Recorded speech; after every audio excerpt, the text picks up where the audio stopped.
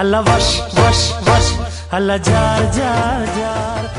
مینه جانې ډیره مننه چې له ازادي راډیو سره خبرې کوئ. ډیره مننه ستاسو طرفه نه هم. مینه جانې زما لومړۍ پوښتنه دغه ده چې تاسو په ټیک ټاک باندې ډیرې ویډیوګانې جوړوئ. څنګه کاروونکي کولی شي چې خپل ځان ته د ټولنیزو شبکو له لارې پیسې وګټي؟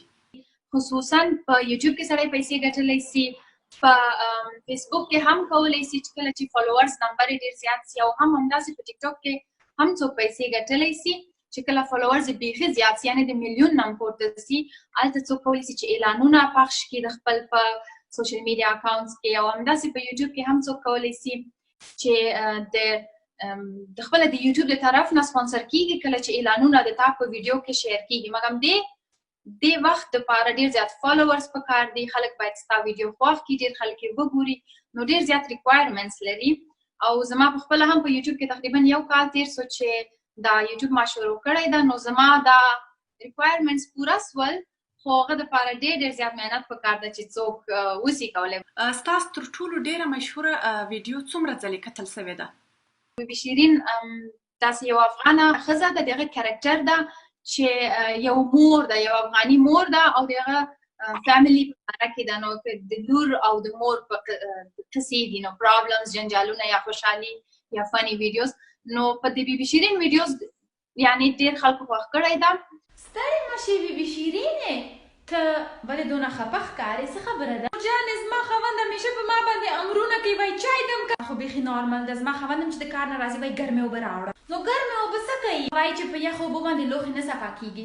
او بل په ټیک ټاک کې چې زما یو ویډیو زیاتو خلکو خوښ کړی ده، هغه هم یو ویډیو ده، پښتو ویډیو ده، هغه تقریبا 1.2 میلیون خلکو کتلې. په یوټیوب چینل کې هم یو ویډیو ده، او هغه اکثرا د بیوټي په باره کې دي، یا د میک اپ په باره کې دي، یا د صحت په باره کې دي. نو داسې یو ویډیو ده چې هغه هم خلکو خوښ کړی ده، تقریبا 100,000 خلکو کتلی ده. فایده دار ماسک ده، ویښته تویېدل بیخي بندوي. ما سره اوسئ. اخلو 2 کاشوک د پیازو کوکونټ اویل راخلو، دې کې ګډوو 2 قاشقه د دې اولیو اویل نه مونږ استفاده کوو، 1 2 اچوئ ځان ته په یو بوتل کې.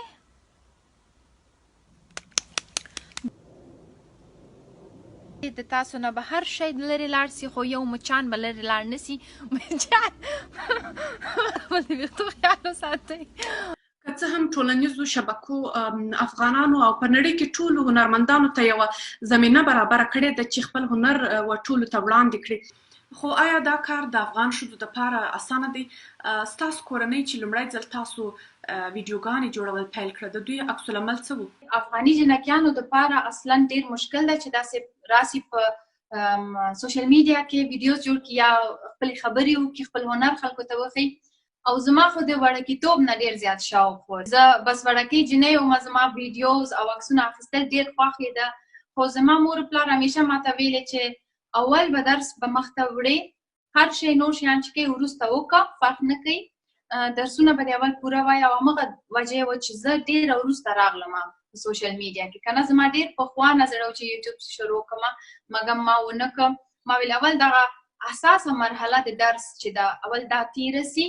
نو زما بیچلرز چې کله خلاص سو، د هغه نه وروسته بیا ما شروع کړه د سوشل میډیا کې راغلم.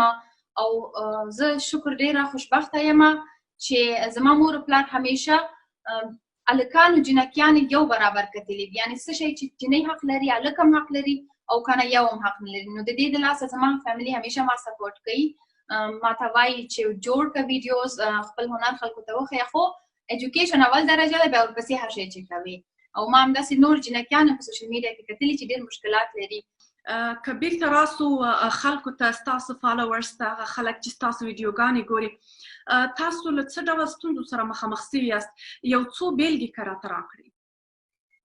ملالۍ جانې، اولو کې چې زه راغلم هغه مشکلات دا و چې زیاتره اکثرا به د ژبې د لاسه به هغه جوړېده، مشکلات ماته جوړېده. نو ما خو چې شروع وکړه په پښتو ژبه باندې ویډیوز جوړول شروع کړه، نو زیاتر خلکو به ماته ویلې چې ولې په پښتو ویډیو جوړوې؟ بیا ما ویلې اوکې، ما بیا په فارسي ویډیوز جوړ کړه، بیا به خلکو ویلې چې ولې په فارسي ویډیوز جوړوې. او بل غټ انتقاد چې خلک کوي زما په ویډیوز کې اکثرا دا وي چې ماته وایي ته خو پښتنه جینۍ یې یا افغانه جینۍ یې، نه تنه پښتنه افغانه جینۍ یې، تا ځای کور ده، کور کې کښېنه، قراره کور کې کښېنه، ډوډۍ پخه کړه او څه کوې چې دلته راغلی دا سوشل میډیا مه کوه. نو د دې خلکو دپاره زه ته نه دا وایم چې جینکیان هم حق لري چې درس ووایي، ایجوکیشن ووایي. او زه اکثرا ویډیوز چې په سوشل میډیا کې اکثر نه خو یو تعداد ویډیوز چې جوړوم د خپل افغانانو خلکو دپاره جوړوم، هغوی ته همدا ویډیوز هم جوړوم چې جینکیان باید درس ووایي، اول درس ووایي، بیا ورپسې چې وخت پیدا کړي، یو خوښ لري، یو کار هغه کار وکړي، نو حق مساوي ده د جینکیانو او هلکانو. زموږ لیدونکي به یو ځینې شخصي پوښتنې هم ستاسو څخه لري، لکه په کوم ځای کې زیږېدلې یې، مسلکي زده کړې مو په څه شي کې کړې دي او څومره زده کړې مو کړې دي، او دا چې جرمني ته څنګه تللې، د بورس د لارې تللې که د کورنۍ سره تللې او واده دې کړی دی، دغه پوښتنې به لري لیدونکي که تاسو ځواب ورته ووایاست. بله، زه په خپله مې په افغانستان کې په کابل کې پیدا سوې یم او زه ډېره وړه وم، زه څو میاشتې وم چې زما مور پلار پاکستان ته مهاجر سول. نو پاکستان کې موږ ډېر کم وخت تېر کړل په دې چې موږ غوښته راسو خارج خواته راسو. نو زموږ پلان و چې د افغانستان نه پاکستان ته او بیا راسن آلمان ته. نو همدغسې وه چې بیا زه ډېره وړکۍ وم، نو زما مور پلار سره موږ راغلو او یو دوه څو خویندې سره خویندو ورونو سره راغللو، همدغه آلمان ته راغللو. دلته زه لویه سولم، دلته ما مکتب وویلې، دلته ما بیا خپل د مکتب نه بعد مې فاکولته شروع کړ او فاکولته هم ما بیچلر ساینس په سیویل انجینرینګ یعنی بیچلر ساینس په مهندس کې تیار اخیستی ده.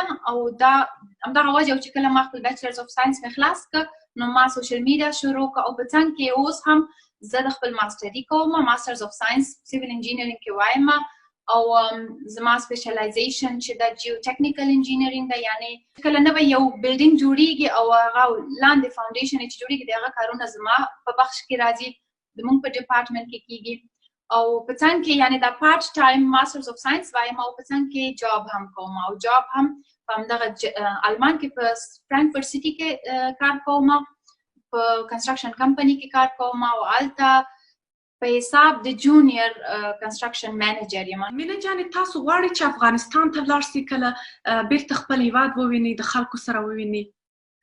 ولې نه، زما غټترین خواهش همدغه ده چې زه بیرته افغانستان ته لاړه سم او نه تنها لاړه سم، زما خواهش دا هم ده چې افغانستان کې یو شی وکړم، یو کومک وکړم خلکو سره او ټول خلک بیرته راسي، ټول خلک یعنی افغانستان ښه آباد سي، سړی بیرته لاړ سي هلته ژوند وکړي. زه همیشه دا سوچ کې کوم کله کله چې موږ د خپل فیملي سره کینو چې موږ څه شی کولی سو، موږ ټول افغانان چې دا یورپ کې اوسېږو موږ اکثرا کولی سو یو کار وکړو. هغه خلک چې خپل افغانستان کې اوسېږي هغوی شاید دونه امکاناتو نه لري، مګر هغه خلک چې په خارج کې اوسېږي، په یورپ کې اوسېږي، حتما یو نه یو کار کولی سي چې دغه موږ سره یو ځای سو، یو کار وکړو او له خیر سره خپل ملک یو څه آباد کړو.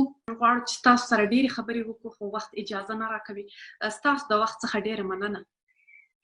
ډېره مننه ستاسو څخه هم چې تاسو ماته دونه وخت راکړ.